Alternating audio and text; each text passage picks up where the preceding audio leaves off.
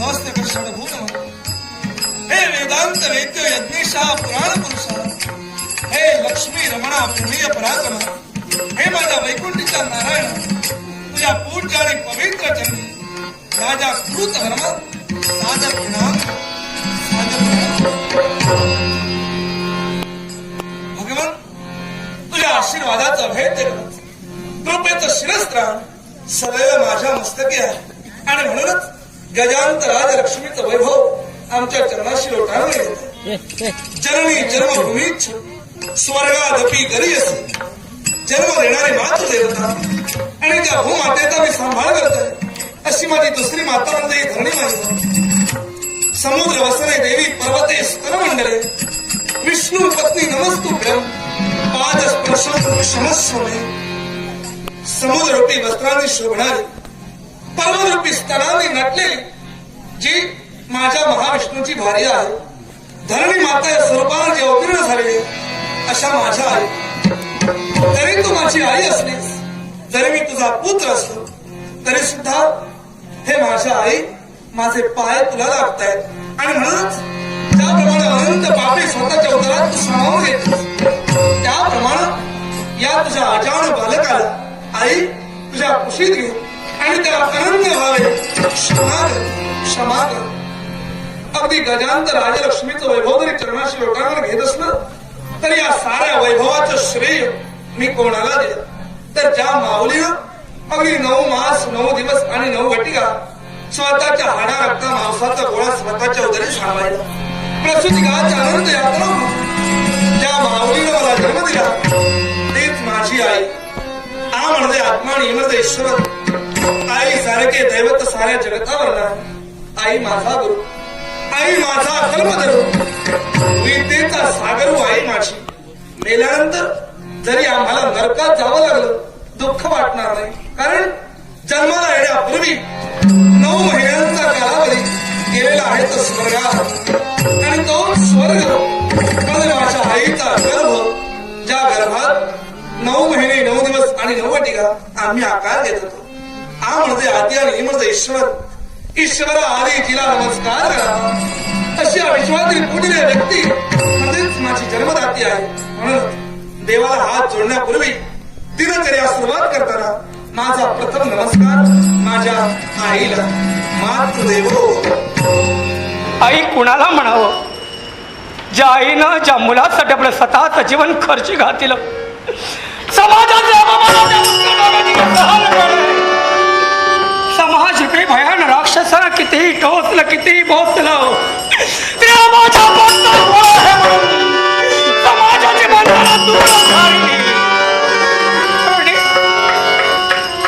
आपल्या लाडक्या लढेबाळाला जिनं मायेचं पांघरून घातलं ती खरी आई अगं कर्दम वृक्षाच्या पोकरीत वावणारा कृमी कीटकांना काही थोडी पोरं होता रस्त्यावर थोडी मुलं होता मुलं प्रसवली म्हणून ती आई नव्हे ग म्हणून ती आई नव्हे तर चिले मुलाचं जीवन घडविलं मुलाचं जीवन वाढविलं योग्य संस्कारानं त्याला आकार दिला तीच खरी जगात आई जगात आई झालेल्या प्रत्येक स्त्रीला लाजेनं मान खाली घालायला लावणाऱ्या हे कवी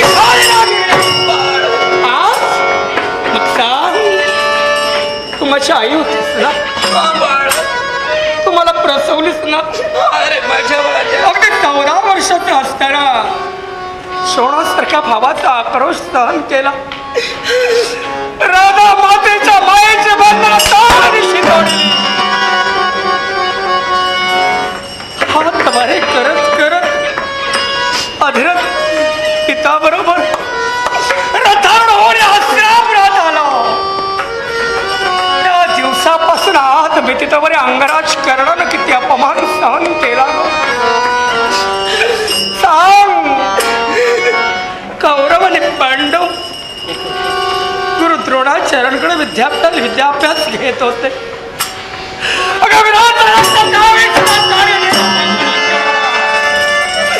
जातीवंताची औलाद विरात होती आणि म्हणून अनेक वेळा मी माझ्या अधिरथ बाबांना म्हणालो की बाबा या मुलांबरोबर मला गुरु द्रोणाचार्यांकडे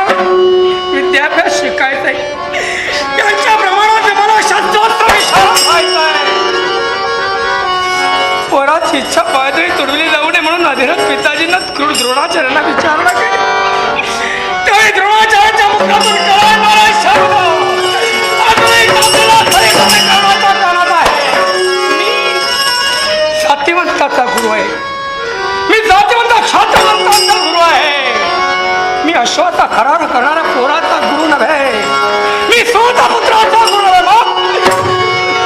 त्यावेळी गुरु द्रोणाचार्यांना तू का म्हणाल नाही? तो राधेय नव्हे, तो कोणतेही आहे. तो सोनमुद्र नव्हे, तो राजहंस आहे. तो एक राजहंस आहे. तो माझा पुत्र आहे. तो ज्येष्ठ पांडव आहे. तेव्हा तुझे वाचा कुठं गेले? आपल्या मुलाप्रमाणे ज्याचं संगोपन केलं तो कौतुक कधी आणि मुखाला अन्न भक्षण करून जडरवणी तृप्त करेल याच्यासाठी मार्गप्रतीक्षा आनंद वाटला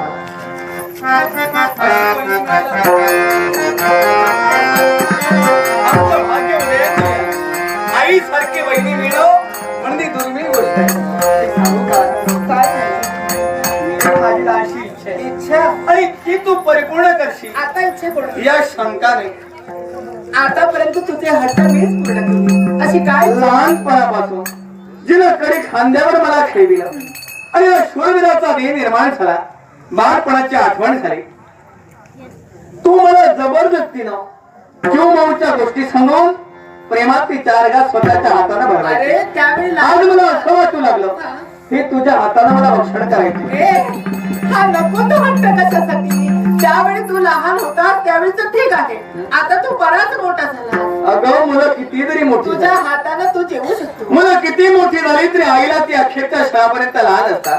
तेव्हा माझी इच्छा परिपूर्ण करायला हवी. आता ही इच्छा काही पूर्ण होऊ शकत नाही. तू तुझ्या तू मला भरविणार नाही. नाही भरवणार. तू मला भरविणार नाही. नाही भरवणार. बरं येतो आपण. तुझ्या हाताने भक्षण करायचंय. माझ्या हातानच तुला भरवावं लागेल. आता हा राग अन्नावर का करतो? अगं अन्नावर कुठे राग तर तुझ्यावर धरलाय. हे मग भरव. काय आनंदी आनंद.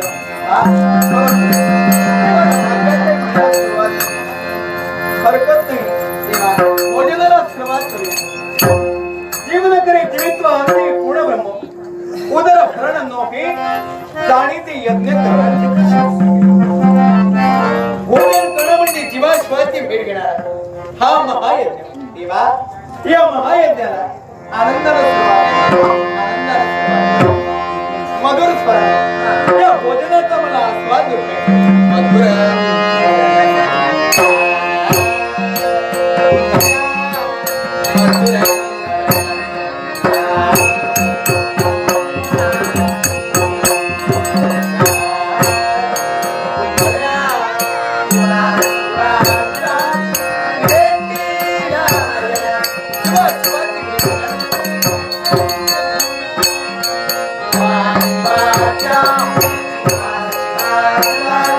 Yeah.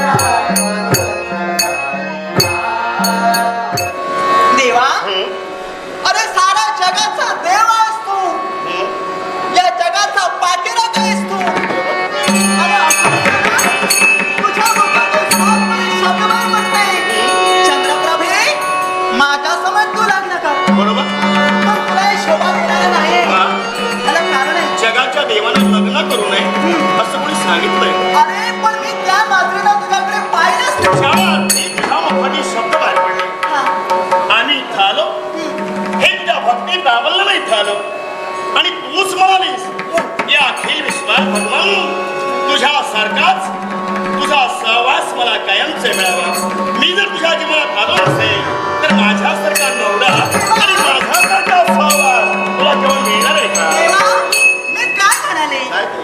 तुझ्यासारखा सद्गुणी, सुविचारी, परोपकारी याचा अर्थ देवा तू नव्हे. मला असं वाटते माझ्या एवढा बरोबर आणि सद्गुणी या जगात कुणीच नसतं. त्याला कारण आहे. एक आम्हाला सत्य एकच आहे. त्याला कारण आहे. ज्या तुझ्या नावाचं वर्णन मी ऐकलंय की सज्जनांचा पाठीराखा, दुर्जनांचा नाश करणारा आणि कुणाच्याही भावना न दुखावता त्याच्या पाठीशी खंबीरपणे उभा राहणार देव गोपाळ कृष्ण. त्या गोपाळ कृष्णाच्या मुखातून हे हे शब्द चंद्रप्रभे, हेच तर माझं हृदय आहे. भावना मी कुणाच्या आतापर्यंत केव्हा दुखावलेल्या नाही. तुझ्या मनीच्या भावना दुखावला जाऊ नये म्हणून लग्न करावं ही माझी प्रामाणिक इच्छा. भक्तांच्या इच्छा पूर्ण करणं हा देवाचा धर्म आहे. तुझ्या मनी इच्छा निर्माण झाली माझ्या सारखाच मला सांग या विश्वात दुसरा कुणी आहे का? हो पण असं मग तुला माझ्याबरोबर लग्न करावं लागेल. पण देवा, मी एक सांगते, काय ते? तुझ्यासारखा दुसरा कुणी नसेल, समजा नसेल नसेल. तर मी लग्नच करणार नाही, अशी राहील. मग मला मला सांग, माझ्यासारखा दुसरा जर कुणी नसेल तर तू लग्न करणारच नाही. पण कृष्णवाणीचं काय? तर अशीच तुला घेऊन न रे दादांकडे घेऊन न रे आणि दादाला सांगणार रे ही माझी भक्ती, हिने माझी भक्ती केली पण माझी इच्छाही पूर्ण करू शकत नाही. देवा, हे अभद्र शब्द तुझ्या मुखातून बाहेर पडले, अभद्र शब्द? पण जी मी तुझी भक्ती केली ना तेच माझं चुकलं. का? मला का माहित तुझ्या अंतरी हे वास करते ते. अरे याच्या पुढे मी तुझी कधी भक्ती करणार नाही, कारण हे अभद्र शब्द तुझ्या मुखातून बाहेर पडते. हा देव एका भक्तीला सांगताय माझ्या समेत लग्न कर. अरे देव तत्वाला कलंक आहेस तू. नाही, तुझ्या इच्छेची पूर्तता मी कधी नाही करू शकत, कधी नाही. माझ्याबरोबर नाही, लग्न करायला नाही. नाही असं म्हणू नकोस. देवा, सुंदर जीवन घडवायचं असेल तर माझ्यासारखा दुसरा नवरा मिळणार नाही. अरे जगाचा देव आहेस तू. देवा, अरे ज्याच्या कृती संस्कृती तू देव, ज्याच्या कृतीत प्रकृती तो मानव आणि ज्याच्या कृतीत विकृती तो दानव. देवा याच्यासाठी मग वेळ नव्हता.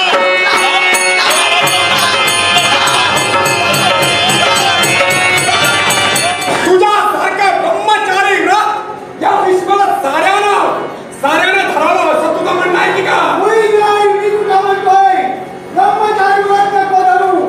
तिला आज सर्व समाज आपलं प्रेम आहे हे कबूल केलं. त्यावेळी मी तिला आनंदानं थाटामाटानं सर्वपर्यंत घालविलं. नाही माझं चुकलं. मग हे भीष्मराज, ज्या स्त्रीचा मनगट दुसरा पुरुष पकडतो मग त्याच्यावर प्रेम असायला का? तो शाल तिचा अंगीकार केव्हाही करू शकत नाही हे तुला त्यात नसावा. जरूर, पण ज्या कामाला पापी भावना असेल कोण त्या कुकर्म करी. पापी भावनेला ते मी कुकर्म केलं नाही. हे भीष्मराज, तुझ्या पापी भावनेचा आधार घेऊन एका स्त्रीचं जीवन तू कलंकित केलंयस. तुमच्या एका मतानं आहे. स्त्रीचं जीवन तू मातीमोल केलंयस आणि म्हणून याचा जाब मी तुला विचारण्यासाठी आलोय. म्हणूनच जा माझी तुला आज्ञा आहे. काय काय?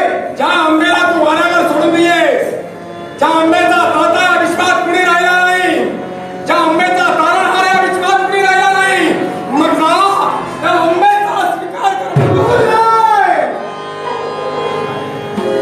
दूध आहे म्हणून तुमच्या चरणाशी मिळालं. पण ज्याची भीषण अशा तऱ्हेची प्रतिज्ञा तिच्या माझ्या नावावर पुष्पकाला ठाव केला. भीषण अशा तऱ्हेची प्रतिज्ञा म्हणून भीष्म हे नावाला पडलंय. त्याप्रमाणे तुमच्या नावावर बदल झालाय. त्याप्रमाणे या तुमच्या भीष्माच्या नावावर बदल झालाय. तो निर्वास नाही. माझ्या काळामध्ये मग हे भीष्मराज, अरे तुला उभा केलाय मी, तुला वाढवलाय मी, तुला जोडवलाय मी, तुला पोसलाय मी आणि तोच तर एक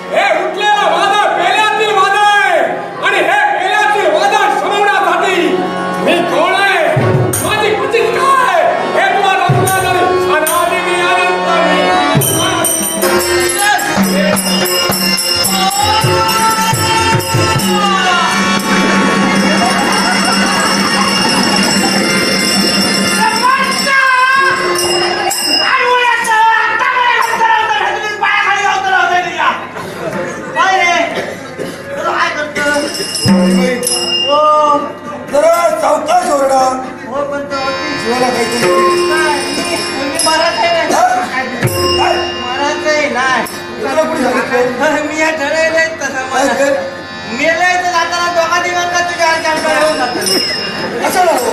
माझ्या गजाली कोणीतरी होईल मग तुमच्यासारखी कुणीतरी द्यावा. आमच्यासारखं तुमच्याशी गप्पा करणार आहे. बोल ना, तुझ्या समोर बोल ना. बोल. माझ्या वस्तीस्थान पातळ खोर.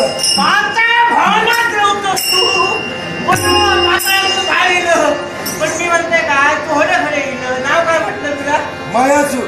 मायासू मायासू ए हा मायासूर. होतो तो मायासू पण मी सगळा बदल टाकू नको मरतो रे अरे म्हातारा मी आलो खाली जातोय मध्ये होय. काय खातोस कोणा हे सत्य आहे. हा पण काय म्हणतो तू हडे खडे कसं काय मार्गाला चाल होतो. हा जरा चालताना समोर बघून चालत जा. हो म्हातारा दिसणार तुका काय झालं तुझे कुठले जर फुटले असते ना तर याच्या पुढे बघायला तू राहिली नसती. हा हा माझ्या पायाखाली मिळाली असती. होय होय आणि काय पण मी म्हणते ती आता जातच बरे मार्गाला चाल. मग जातं, बाहेर जातं. आजी बाई, वा.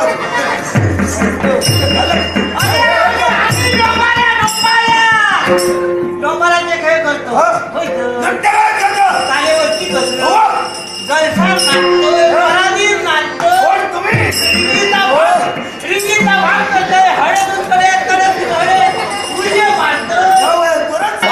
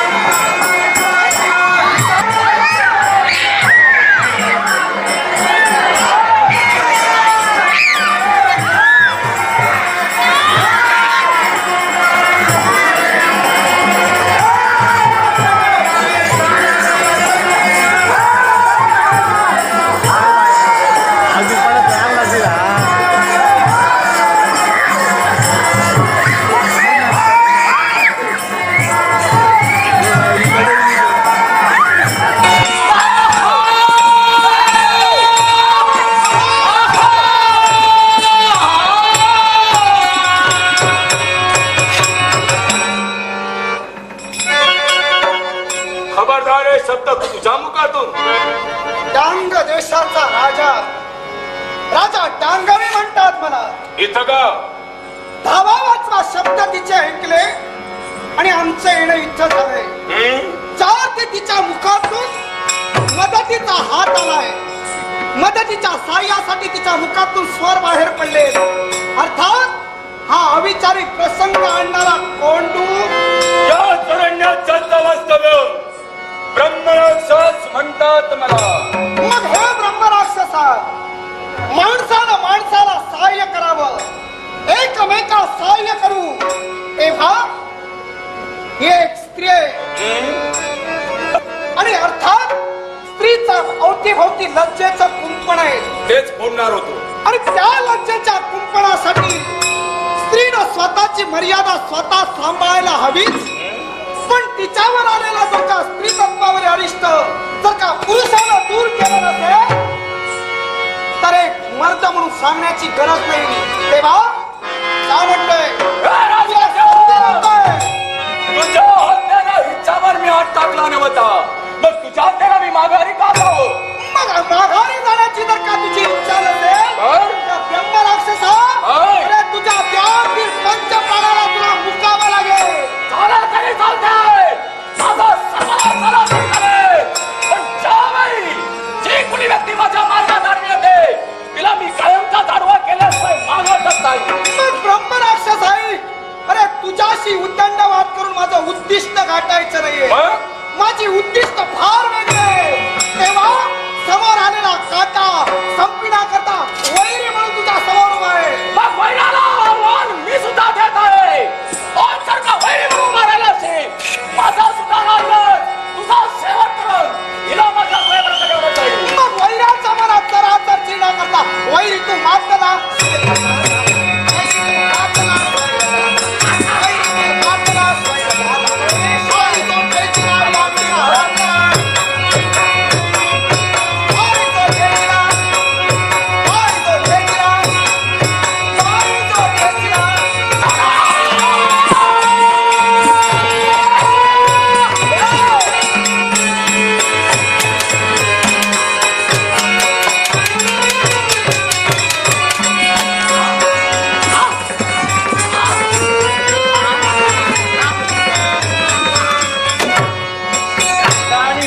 जगशयन कारभुज गशयन शांत कारभुज गशयन